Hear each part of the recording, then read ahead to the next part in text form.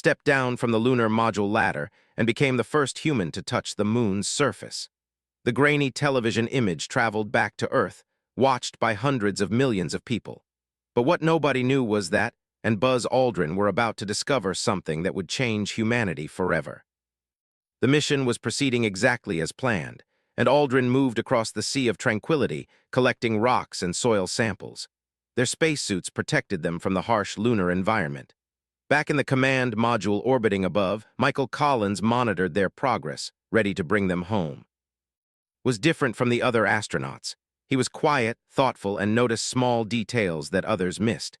As he and Aldrin worked near a ridge of ancient lunar mountains, spotted something unusual. The ground looked disturbed, as if something had broken through the surface long ago.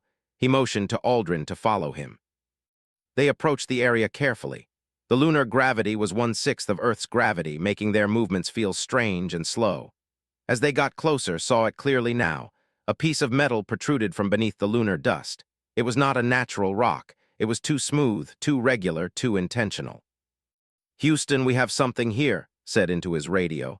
His voice was calm, but his heart was racing. "We found what appears to be a metallic object. It's partially buried. I'm going to investigate." "Copy that," came the response from Houston. The voice belonged to a flight controller named, who was watching the mission unfold from thousands of miles away. "Proceed with caution." And Aldrin began carefully clearing away the lunar dust. It took 30 minutes of slow, methodical work. What emerged from beneath the soil was a spacecraft unlike anything either man had ever seen. It was roughly 40 feet long, with a hull that curved smoothly. The metal surface showed no rust, no decay, no sign of age. It was as if it had been preserved in the harsh lunar vacuum for the exact purpose of being discovered. "Buzz, look at this," said quietly. Aldrin joined him, and the two men stood silent for a moment. The spacecraft was clearly not made by humans. The design was too alien, too advanced. Across its hull were symbols that looked almost like writing, but they did not match any language or script either man had ever studied. "This is not from Earth," Aldrin said simply. Nodded, he began taking photographs, being careful to capture every detail. The symbols seemed to follow a pattern. There was a mathematical quality to them, as if they contained information.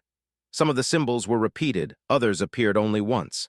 Counted the patterns, trying to understand their meaning. Their instruments began to behave strangely. The radiation detectors started clicking rapidly. The communication systems produced a high-pitched sound before settling back to normal. Both men noticed their hearts were beating faster than they should be. "Houston, we're experiencing some instrument anomalies," reported. He did not mention the ship. Not yet. Something told him to be careful about what he said over the radio. If he revealed the discovery now, the information would be heard by everyone at NASA, by the government, by the military. He needed to think carefully about what happened next. "Copy that, check your instruments. Make sure your suits are functioning properly," Houston responded. And Aldrin worked for another 2 hours, collecting samples and making measurements around the spacecraft. They gathered pieces of metal, took more photographs from every angle, and recorded the coordinates of the location. All the while, continued to think about what this meant. The spacecraft had crashed here on purpose or by accident. He could see the impact damage on one side of the hull. The vessel had come from somewhere in space, had traveled across the stars, and had ended up on the moon. The question was when. The moon was silent and unchanging.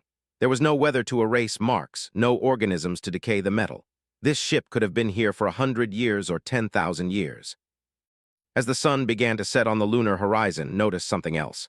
There was an opening in the hull, a smooth hatch that seemed designed to be entered. It was sealed, but the edges were clean and regular. This was definitely a spacecraft with a crew compartment inside. Whatever had been inside this vessel had been preserved in the vacuum. Reached out and touched the hatch with his gloved hand. As his fingers made contact, something extraordinary happened. The hatch began to glow with a faint blue light. The light pulsed gently, as if acknowledging his touch. It was as if the ship itself had been waiting for a human to arrive. "Did you see that?" Aldrin asked. "I did," replied. "We need to get back to the module. We need to think about what this means and what we're going to do." The two men made their way back to their lunar module, their minds racing with questions. Behind them, the spacecraft sat in the lunar dust, its hatch glowing softly in the darkness. Something ancient and powerful had chosen this moment to announce itself to humanity. That night, as and Aldrin prepared to sleep in the cramped lunar module, they made a decision. They would not reveal the full extent of their discovery until they were safe. They would not speak freely over the radio about what they had found. They would bring back evidence, photographs, and samples. But they would also bring back something more valuable: knowledge that humanity was not alone and that the universe had visitors. Michael Collins received the transmission from with careful attention. The message was worded strangely, with pauses that seemed deliberate. Was telling him about instrument anomalies and unusual rock formations, but Collins had known for years. There was something in his voice that suggested he was hiding important information. When and Aldrin returned to the lunar module and prepared for ascent, sent Collins a private message using a less common radio frequency. The message was brief and coded. Wanted Collins to know that something extraordinary had been discovered on the lunar surface, something that changed everything they understood about the universe. As the lunar module ascended and began its approach to rendezvous with Collins in the command module, the three astronauts finally had the chance to speak privately. Collins heard their full report for the first time. There was a spacecraft on the moon. It was not made by humans. It had been waiting to be found. "Are you certain?" Collins asked, his voice steady despite his racing thoughts. "Absolutely certain," replied. "Michael, this is real. This is the most important discovery in human history." The three men spent the next hour carefully discussing what they had found. They agreed to maintain absolute secrecy until they could deliver their evidence in person. They agreed that the discovery could not be trusted to radio communications. They agreed that what they decided to do next would be more important than the mission itself. Return to the lunar surface one more time alone. He knew this was dangerous, possibly against all the rules of the mission, but he also knew this might be his only chance. He carried equipment and tools. He carried a video camera that could record what he saw. The spacecraft was still there, still glowing faintly in the lunar night. Approached it carefully. The hatch that had glowed when he touched it before still bore that faint blue light. He placed his hand on it again, and this time the hatch began to open slowly. A soft hiss of pressurized air escaped, ancient air that had been sealed inside for countless years. Activated his camera and began to record. Inside the hatch was a corridor lined with more of the strange symbols. The interior of the ship was dim but lit by panels that still held some kind of energy.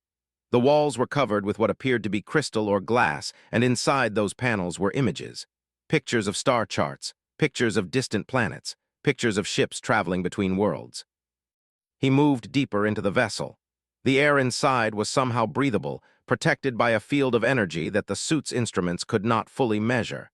The ship's main chamber was vast, larger than the exterior suggested. It seemed to have been built using technology that could bend space itself. On the main control console, found images displayed on screens. Some showed Earth, photographed from space.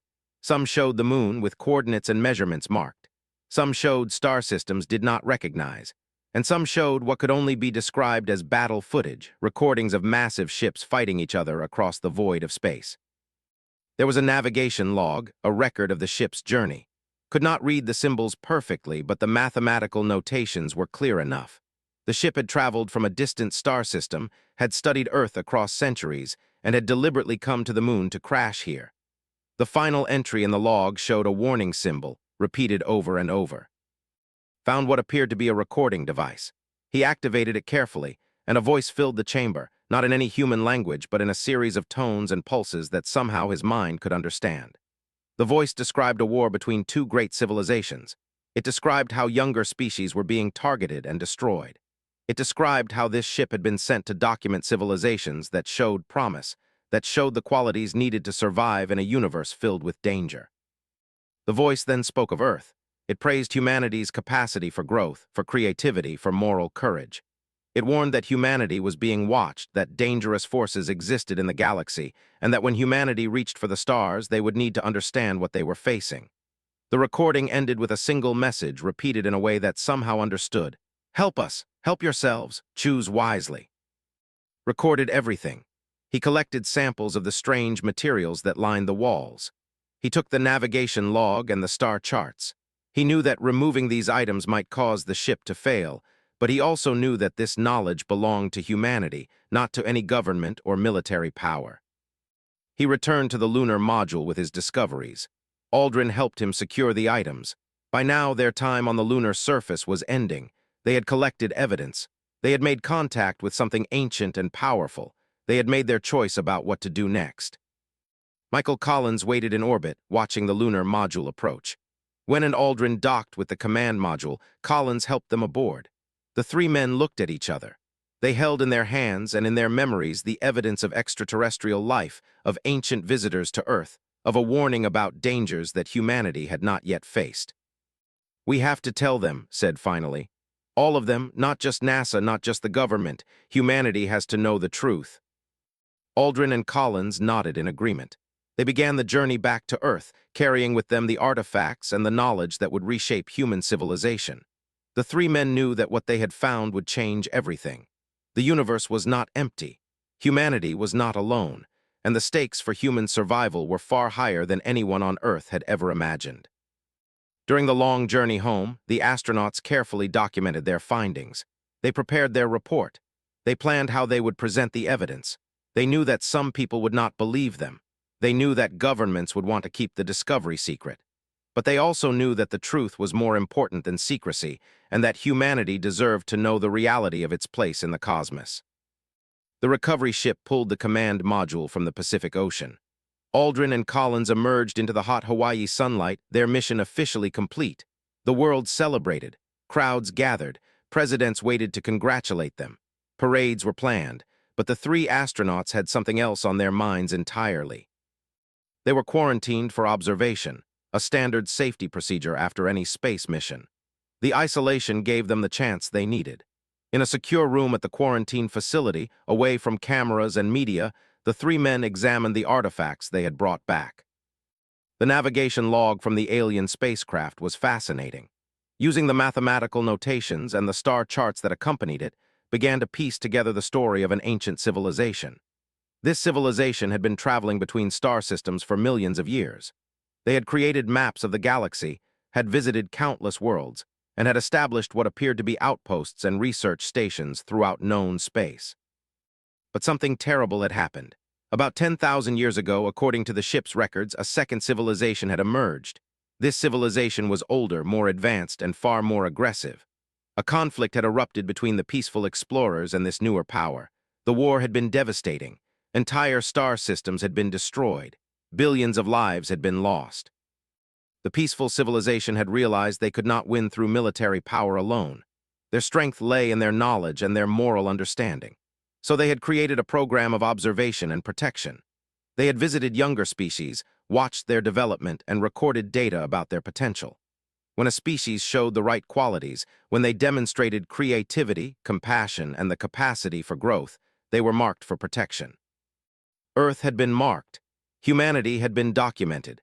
And this particular ship had been stationed in Earth orbit as a guardian for thousands of years, until an accident forced it to crash on the moon. "So we were being protected this whole time," Aldrin said. "We never even knew." "More than that," replied, studying the final messages in the log. "We were being tested. The ship's records show that young species have to prove their worth. They have to demonstrate that they deserve the resources and knowledge of a mature civilization." Collins read carefully through the translated sections. The message was clear and profound.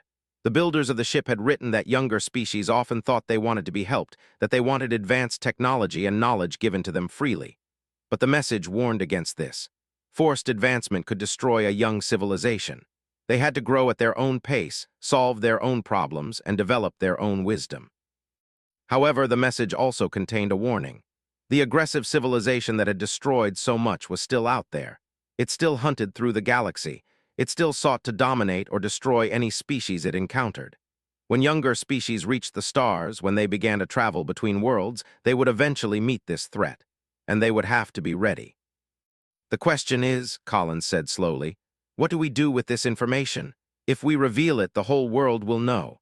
Governments will scramble for the technology. Military powers will demand access to the alien knowledge. There could be war, chaos, panic." "There could be," agreed. "But there's another option. We could share it in a way that brings humanity together instead of tearing it apart."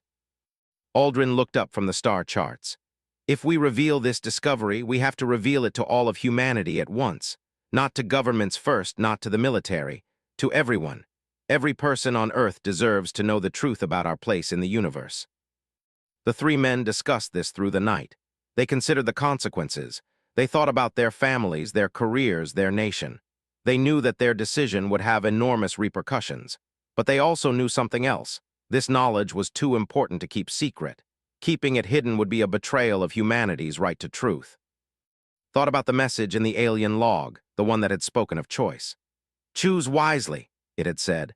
Realized that the choice wasn't just about whether to reveal the discovery. It was about demonstrating to whatever forces might be watching that humanity was ready to face the truth. It was about showing that humans could choose wisdom over fear, unity over division, truth over security. We release everything, said finally. All of it. The photographs, the artifacts, the translated logs, the star charts. We do it together in a way that cannot be suppressed. We make sure that every human being on Earth hears this news at the same time. The government won't like that, Collins warned. No, they won't, agreed. But we're not asking for permission. We're doing what we believe is right. And if the government tries to stop us, we'll go public anyway. We'll call a press conference. We'll show the evidence. We'll tell the world. Aldrin stood up. Then we need to prepare. We need to make sure our evidence is solid, our presentation is clear, our message is strong. We need to show that this discovery proves humanity has value in the cosmos. We need to show that this is not something to fear, but something to embrace. The three men spent the next days documenting everything they could remember, cross-referencing it with the physical artifacts they had brought back. They wrote out translations of the alien message. They explained what they had found and why it mattered. They prepared themselves for the conversation they would have with NASA leadership and the government. When they were finally released from quarantine, requested an urgent meeting with the NASA administrator and senior government officials. In a secure briefing room, he laid out everything. He showed the photographs. He displayed the navigation log. He explained the message that the ancient civilization had left behind. The room fell silent. Some officials wanted to classify everything, to keep it secret, to study it only within government circles. Some wanted to weaponize the knowledge.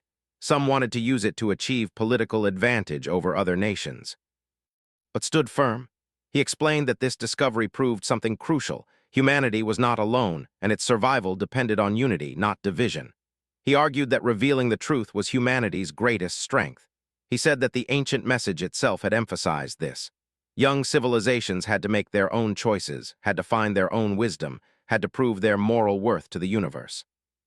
By the end of the meeting, even the skeptics had to acknowledge the logic. Keeping such knowledge secret would be impossible in the long run. It would eventually leak. And when it did, the revelation would come with suspicion and conspiracy theories.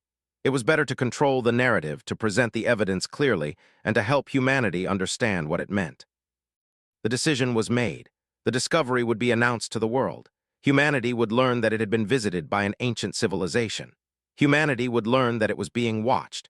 And humanity would be given the chance to prove itself worthy of the responsibility that came with knowing the truth. The decision to announce the discovery took weeks to plan. There were arguments in government offices and military chambers. Some officials demanded that the artifact be kept under military control. Some wanted to use the knowledge to gain advantage over rival nations. Some feared that the truth would cause panic and social collapse. But was not a man who could be easily intimidated or controlled. He had flown experimental aircraft. He had walked on the moon. He had faced danger calmly and made decisions with clarity. Now he faced government pressure with the same steady resolve. Met with the president. He brought the evidence with him. He showed the photographs of the alien spacecraft. He explained the navigation log. He presented the final message from the ancient civilization. He looked the president in the eye and told him that the American people deserved to know the truth. If we hide this, said, we tell the world that we don't trust humanity to handle the truth. We tell them that we think they're too weak, too foolish, too unstable. But that's not who we are. Americans are strong enough to face reality, no matter how overwhelming that reality might be. The president listened. He considered the political implications. He thought about the panic this revelation might cause. But he also understood something that understood. This secret could not be kept.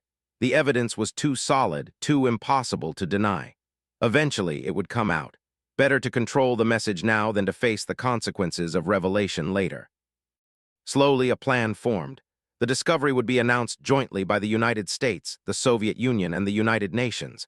This was not a national achievement. This was a discovery that belonged to all of humanity. Representatives from every major nation would be involved in the announcement. Scientists from around the world would examine the evidence. The truth would be presented carefully with context and explanation so that people could understand what it meant. The Soviet Union agreed, though not without their own debates and doubts. The Cold War was at its height. The space race had been fierce competition between the superpowers, but both nations recognized that this discovery transcended national interest. Both nations saw the opportunity to unite humanity around something greater than politics or military power.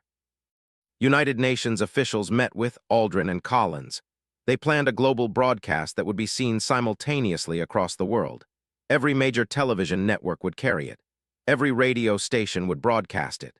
The message would be clear, honest, and presented by the astronauts themselves, the only humans who had seen the evidence firsthand. Governments made a decision that surprised some observers. They would not attempt to control or suppress the alien technology. Instead, they would establish an international research program to study the spacecraft and its systems. Scientists from every nation would have access to the data. The knowledge would be shared openly, not hoarded for military advantage. This decision represented something profound. For the first time in modern history, nations agreed to put aside their competitive interests for the sake of a greater goal. They recognized that understanding the alien technology, understanding the warning about the aggressive civilization, and preparing humanity for contact with other worlds was more important than any individual nation's advantage. Some military leaders argued against this. They wanted weapons. They wanted advantages. But even they had to recognize the logic of its position. You could not hide knowledge like this. You could not create a secret program that other nations would not discover. The only way to maintain power and security was to ensure that all nations were equally informed and equally advanced. Aldrin and Collins prepared for the announcement. They rehearsed their presentation. They made sure they could explain complex concepts in simple language. They knew that people around the world would be watching, and they wanted every person to understand what had been discovered and why it mattered. The night before the announcement could not sleep. He thought about the message from the alien civilization. It had praised humanity's capacity for moral courage. Tomorrow, humanity would have the chance to demonstrate that. Tomorrow, billions of people would learn that they were not alone in the universe. Tomorrow, humanity's future would change forever. The broadcast began at dawn, timed so that it could be seen during prime time in both Europe and America. Sat in front of the camera with Aldrin and Collins beside him. Behind them, displayed on screens for the world to see, were the photographs from the lunar surface, the spacecraft, the symbols, the interior chambers, the navigation logs. Spoke clearly and calmly. He explained what they had found. He described the message they had received. He presented the evidence that an ancient civilization had visited Earth, had studied humanity, and had warned that greater challenges lay ahead. As he spoke, he watched the impact ripple across the world. In some places, there was shock and disbelief. In other places, there was fear. But everywhere, there was wonder. The fundamental understanding of humanity's place in the universe had changed in an instant. Aldrin and Collins added their testimony. They showed the artifacts. They explained the star charts. They answered questions that scientists from around the world had prepared in advance. The presentation lasted 3 hours, and every moment was broadcast globally. The reaction was mixed, but largely positive. Religious leaders worldwide acknowledged that this discovery did not contradict their beliefs about God's creation, but rather expanded humanity's understanding of it. Scientists called for urgent cooperation to study the alien technology. Political leaders recognized that the old divisions between nations were becoming irrelevant in the face of a larger cosmic reality. Some people did panic. Some feared that war was coming. Some worried that humanity was not ready for the truth. But most people reacted with the kind of courage and curiosity that the alien message had praised. Humanity demonstrated that it could accept reality, no matter how strange or challenging that reality might be. In the days following the announcement, received messages from people all over the world. Children wrote to say that they wanted to become scientists so they could help humanity understand the alien technology. Political leaders wrote to propose new international agreements for cooperation. In the months following the announcement, the world transformed. Nations that had been enemies began to cooperate. Military budgets that had been devoted to weapons were redirected toward science and exploration. Universities around the world opened new departments to study the alien technology and alien biology.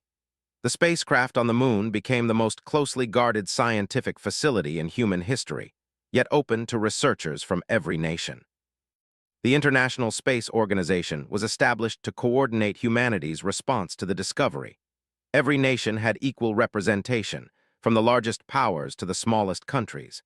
The first order of business was to establish a permanent research facility on the moon. The second order of business was to ensure that all nations had access to the knowledge being gained from studying the alien technology. Scientists worked around the clock to translate the alien logs completely. The star charts revealed not just the locations of nearby star systems, but also the routes that interstellar travel could take. The technical specifications of the spacecraft showed principles of physics that human scientists had never suspected. Everywhere they looked, they found evidence of technology far in advance of anything humans had developed. But the most important revelation came from the complete translation of the alien warning. The aggressive civilization that had destroyed so much was still active in the galaxy.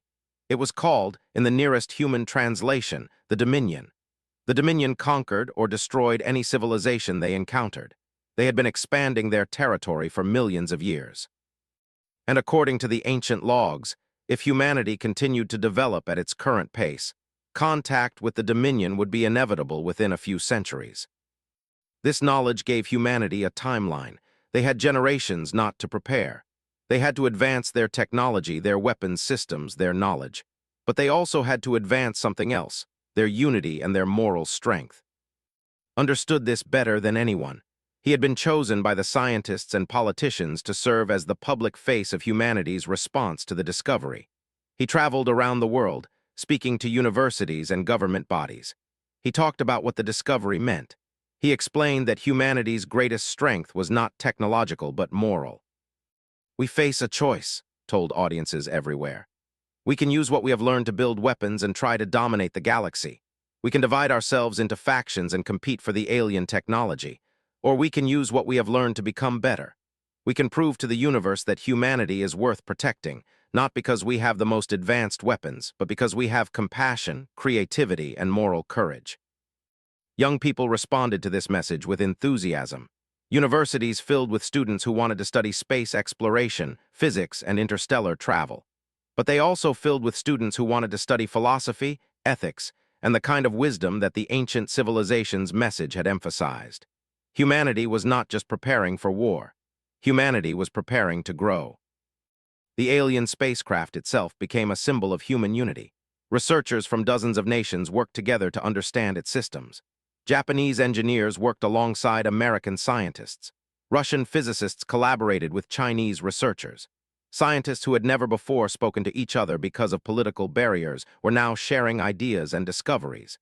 The spacecraft had become proof that when humanity worked together, there was no limit to what they could achieve. A European engineer made a breakthrough in understanding the spacecraft's propulsion system. A Chinese physicist developed a theory for how the ship's navigation system worked. An American scientist discovered that the alien technology used principles that could generate almost unlimited clean energy.